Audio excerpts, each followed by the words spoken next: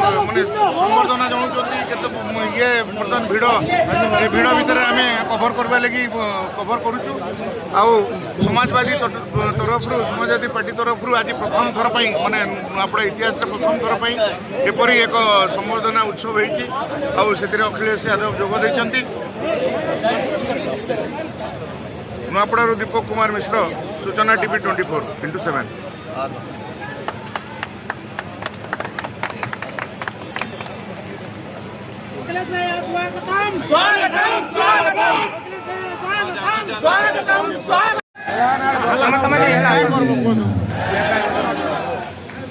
सबसे पहले मैं इस पावन धरती को बहुत बहुत प्रणाम करता हूँ।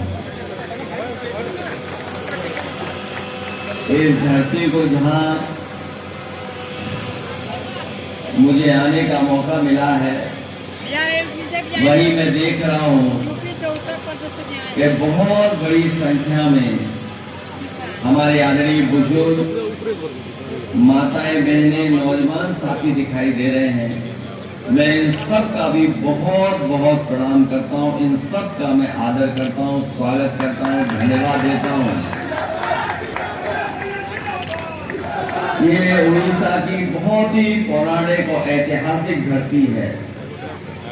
उड़ीसा की वो धरती रही है जहाँ पर समाजवादी चिंतन शुरुआती दौर से ही रहा है। जो पुराने हमारे साथी होंगे वो जानते होंगे कि राजनीतिक इतिहास जो उड़ीसा का है वो समाजवादी रहा है। वो किसी न किसी रूप में पार्टियों का नाम बदल गया, नेताओं के नाम बदल गए। हमारे बहुत सारे लोग जानते होंगे कि जब पुराना आंदोलन था और एक समय पर जब संपूर्ण क्रांति का आंदोलन शुरू हुआ था उड़ीसा या समाजवादी आंदोलन में या नेताजी के समय पर जनता पार्टी या उस समय के आंदोलनों में यहाँ के लोगों का बहुत बड़ा योगदान रहा है। हमारे बुद्धिजीवी पत्रकार साथियों का मैं आभार प्रकट करता हूँ। ये लोग अगर पढ़ने पढ़ेंगे इतिहास में तो जानते होंगे कि नेताजी और यहाँ के बहुत प्रतिष्ठित, सम्मानित, पूजनीय जो मुख्यमंत्री रहे हैं बिरजू पटनायक जी, उससे बहुत गहरे संबंध थे। इतने गहरे संबंध कि आप कल्पना नहीं कर सकते हैं। और उस समय दौर राजनीति का दूसरा था, लेकिन उस समय की राजनीति में नेताजी और यहाँ के सबसे पूज्य नेता बहुत ही गहरे संबंध रखते थे। लेकिन इधर मैं देख रहा हूँ कि जो भी भारतीय जनता पार्टी के करीब गया है वो बर्बाद हो गया है। जो बीजेपी के पास चला जाएगा, मैं किसी दल का नाम नहीं लेना चाहता हूं, लेकिन दिल्ली में जब हम लोग रहते थे तो देखते थे कि उड़ीसा के हमारे तमाम लोग हैं जो बीजेपी से दूरी रखेंगे। लेकिन कई ऐसे राजनीतिक घटनाक्रम हुआ जिसमें यहाँ के लोगों ने हमेशा भारतीय जनता पार्टी का समर्थन किया और समर्थन का परिणाम ये हुआ है कि भारतीय जनता पार्टी ने अपना रास्ता बना लिया और आज उड़ीसा में भारतीय जनता पार्टी की सरकार बन गई। और ये ऐसे कमाल के लोग हैं। हमारे अध्यक्ष जी ने, हमारे प्रभारी जी ने बताया कि जो दूसरे दल का प्रत्याशी था, अरे यहां भी चोरी हो रही है। अभी तक तो हम लोग वोट की चोरी समझते थे, वोट चोरी की समझते थे बात, लेकिन अब तो मुझे पता लगा है पहले सरकार चोरी की, पहले सरकार चोरी हो गई क्योंकि बहुत करीब पहुंच गए थे। सरकार चोरी हो गई और उनके प्रत्याशी की चोरी हो गई। इसलिए मैं आपके इस धरती को प्रणाम कर करके ऐसी पावन धरती पर मैं आप सबसे निवेदन करने आया हूं, आप सबसे प्रार्थना करने आया हूं कि हमारा ये नौजवान प्रत्याशी है, कम उम्र का है, कम उम्र का है और ये हमारे प्रदेश के अध्यक्ष हैं। जब हमारी पार्टी कुछ नहीं थी तब भी ये हमारा झंडा, हमारे नेताजी का पोस्टर ये लेकर के यहाँ पर घूमा करते थे। उन्हीं का बेटा है, जिसके लिए मैं बिहार का प्रचार छोड़ करके कहा हम लोग बिहार में प्रचार कर रहे थे, पूर्णिया बंगाल के बिल्कुल बॉर्डर पर, वो छोड़ करके लखनऊ और लखनऊ से रायपुर और रायपुर से सड़क के रास्ते आपके बीच में आया हूं। लोग कहते थे सड़क अच्छी है, ये देश के प्रधानमंत्री कह रहे हमने सड़कें बहुत अच्छी बनाई हैं। अगर सड़क अच्छी बनी होती 1 घंटे पहले हम आपके बीच में आ गए होते, हमें अपना समय नहीं देखना पड़ता। मैं आपसे कहना चाहता हूं, जब आपके बीच में इस बाई इलेक्शन में आया हूं तो पीडिया की चेतना का बीज बोले उड़ीसा में आया हूं। पीडीए का बीज बोने के लिए हम आए हैं और हमें पूरा भरोसा है एक दिन पिछड़े, दलित और आदिवासी भाइयों की ये हमारी फसल बड़ी तैयार होगी। और जिस लड़ाई को आप लोग लड़ते रहे हैं, कोई डर रहा होगा सरकार में, लेकिन बाबा साहब भीमराव अंबेडकर जी ने जो सामाजिक न्याय के हिसाब से हमें आपको अधिकार और सम्मान देने की बात की थी, वो हमें सम्मान नहीं दिया।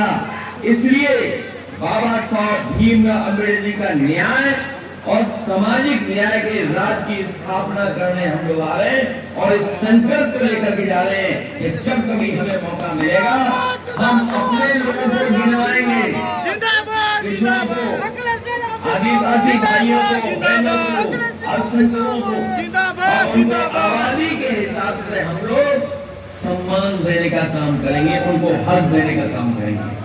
सुना है कि यहाँ पर पिछड़ों को सम्मान मिल ही रहा है, हक ही नहीं मिल रहा है। और अपने आदिवासी भाइयों को हम कहना चाहते हैं, अपनी बहनों को कहना चाहते हैं, हमारे पीडीए में एक का मतलब आदिवासी भी है। जो हमारा पीडीए है तभी पूरा होता है जब उसमें एक आदिवासी भाई बहन जुड़ जाते हैं। जो संविधान हमारा है और आरक्षण को बचाना है, संविधान जब बचेगा तब हमारा आरक्षण बचेगा। अगर चीजें बिकने लगेंगी, प्राइवेट हाथों में चली जाएंगी, तो हमारा आरक्षण छिन जाएगा, हमें आरक्षण नहीं मिलेगा। इसलिए हम लोग संविधान और आरक्षण को बचाने के लिए जागरूकता लाने का काम हम लोग उड़ीसा में करने का काम करेंगे।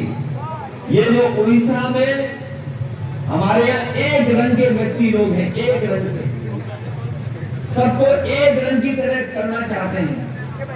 ये वो धरती रही है जो सांस्कृतिक धरोहर की धरती है, यहाँ पर परंपराओं की धरती है। हम लोग मिलकर के समाजवादी और पीडीए के लोग कभी भी उड़ीसा को एक रंगियों के हाथ में नहीं जाने देंगे। ये हमारे उड़ीसा के साथियों को हम बताना चाहते हैं, ये लोग कई ऐसी संगठन है, कई लोग ऐसे हैं जो आदिवासियों को आदिवासी भी नहीं कहते हैं, उन्हें हक दिलाना तो दूर, कभी उनका भाषण सुनना, कभी वो आदिवासियों को आदिवासी नहीं कहते हैं। इसलिए आदिवासी भाई बहनों को हमें हक दिलाने का काम भी करना है, मदद करने का भी काम करना है। आज या कल या परसों अखबार में खबर निकली है कि उपचुनाव में 1 करोड़ 20 लाख की अवैध शराब और गांजा पकड़ा गया। क्या ये बात सच है? आपका साथ है? अरे हमें लखनऊ में पता लग गया। हमें पता लगा है कि अखबारों में खबर छपी है कि 1,20,00,000 की अवैध शराब और गांजा पकड़ा गया है। यहाँ डबल इंजन क्या कर रहा है? क्या डबल इंजन का मतलब यही है कि एक इंजन शराब ला रहा है, एक इंजन गांजा ला रहा है? क्या यही बात है कि एक इंजन शराब संभाल रहा है, दूसरा गांजा संभाल रहा है? मुझे सबसे ज्यादा खुशी तब हुई जब मैं एक बार उड़ीसा आया था और यहाँ पर जो सरकार थी, मैं मुख्यमंत्री था, मैंने जानकारी दी कि हम लैपटॉप बांट रहे हैं उत्तर प्रदेश में, लैपटॉप दे रहे हैं बच्चों को पढ़ने के लिए। और ये बात मैं कहकर के भूल गया। उसके बाद जब कुछ सालों बाद मैंने जब अखबार का पन्ना खोला तो मैंने उस अखबार में विज्ञापन देखा कि वर्क स्पीक्स, हिंदी में जो हम नारा दिया करते थे कि काम बोलता है, वो उड़ीसा में भी बोल रहा था। और जो हम लोग लैपटॉप दे रहे थे वो वर्क स्पीक्स में लैपटॉप यहाँ बांटने का काम हो रहा था। लेकिन लैपटॉप सबको नहीं दिया, थोड़ा थोड़ा दिया होगा। हम लोगों ने सबको दिया।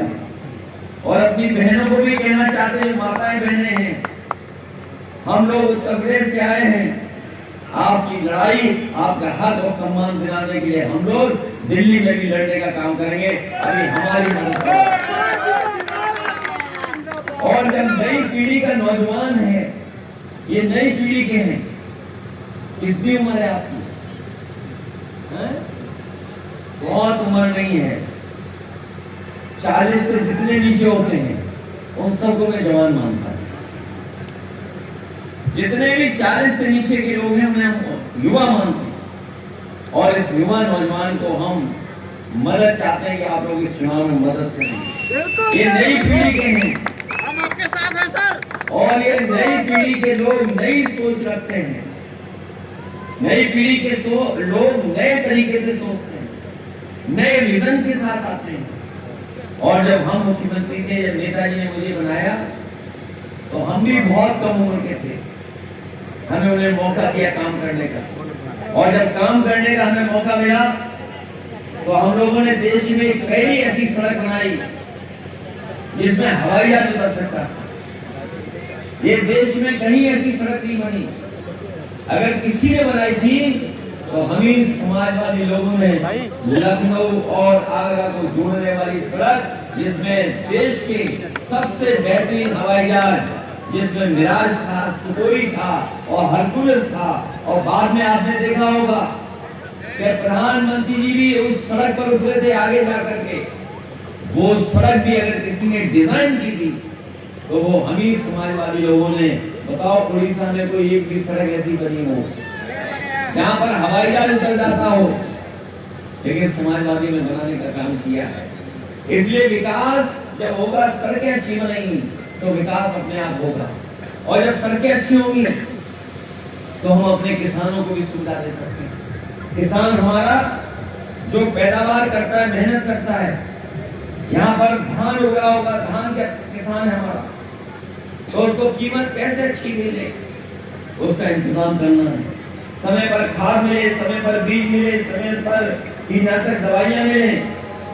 और यही नहीं, उसके लिए मंडी हो, बाजार हो, जिससे समय पर उसका भुगतान हो जाए। मुझे नहीं पता कि जिस तरह से महंगाई बढ़ रही है, बीजेपी ने जो महंगाई बढ़ाई, अगर आपको 3000 से ऊपर दे भी रहे हैं तो महंगाई के बहाने आपसे सब पैसा वापस ले रहे हैं। बताओ, डीजल पेट्रोल कितनी कीमत देनी पड़ती है आपको? डीजल पेट्रोल कितना महंगा हो गया? और वो अखबारों में खबरें पढ़ी होंगी आपने कि अमेरिका के राष्ट्रपति ने भी हमारे प्रधानमंत्री भारत को कहा कि तेल जो ला रहे हो सस्ता, उसको रोको। आप मुनाफा ज्यादा कमा रहे हो। ये बात पता है आपको कि नहीं पता है? अमेरिका के राष्ट्रपति को पता लग गया। लेकिन आपका डीजल पेट्रोल महंगा है और इतनी महंगाई बढ़ाई है कि हमारे आपके सबसे पसंद वाला बिस्किट पार्ले जी, बताओ कितना बड़ा बचा है, कितना छोटा हो गया पार्ले जी। सब गरीबों का, जो गरीब है, जिनका सबसे अच्छा बिस्किट पैकेट है, किसी भी गरीब दुकान में जाओगे आप तो बताओ कितना छोटा मिल रहा है, इतना छोटा।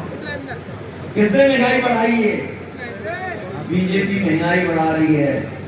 और सुनने में आया है कि हर चीज को बेच रहे हैं ये लोग, हर चीज को बेच रहे हैं, लगातार बेच रहे हैं, प्राइवेट लोगों को दे रहे हैं, खदान दे रहे हैं, सब कुछ दे रहे हैं, मजदूरों को नहीं मजदूरी मिल रही है। देश को बेच दिया सर बीजेपी ने। सब मजदूर को काम नहीं मिल रहा है।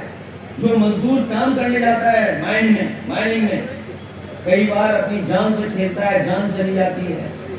जो मदद मिलनी चाहिए वो नहीं मदद मिल रही है। हम लोग उत्तर प्रदेश में थे तो 10 लाख रुपए मदद करते थे किसान की, अगर किसी की जान चली जाती, मजदूर अगर मर जाता था, जान जाए 10 लाख रुपए मदद करते थे। अपनी बेटियां जो हैं, बहनें हैं, उन्हें साइकिल देते थे, 30,000 रुपए देते थे पढ़ने के लिए, और फ्री पढ़ाई थी, कोई फीस नहीं देना पड़ता था।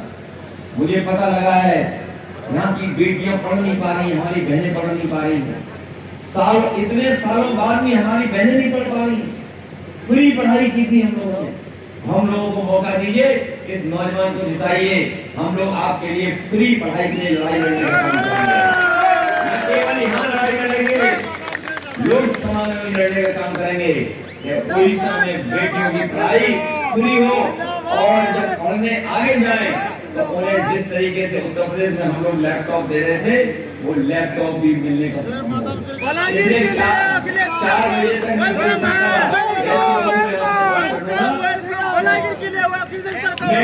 माताओं बहनों को धन्यवाद देना चाहता हूँ जो आई है, और बहुत धन्यवाद, मदद करना। इनका साइकिल चिराग से नहीं भूलना, इनका साइकिल चिराग से नहीं भूलना। और आपने बुलाया, मैं धन्यवाद देता हूँ, आभार प्रकट करता हूँ। और सबसे खुशी की बात है कि कितने लोग आए हैं। फिर कभी मौका मिलेगा तो आपके बीच में हम लोग आते रहेंगे, और इस लड़ाई को, गरीबों की लड़ाई को हम लोग लड़ते रहेंगे। और भरोसा दिला रहे हैं, आज विधानसभा लड़ रहे हैं, कल लोकसभा जब चुनाव होगा उस समय उत्तर प्रदेश की सरकार बन गई होगी। उत्तर प्रदेश की सरकार बनने के बाद जब लोकसभा चुनाव होगा तो हम लोग लोकसभा का चुनाव लड़ेंगे, क्योंकि समाजवादी पार्टी को राष्ट्रीय पार्टी हमें बनाना है। आप सबका बहुत बहुत धन्यवाद।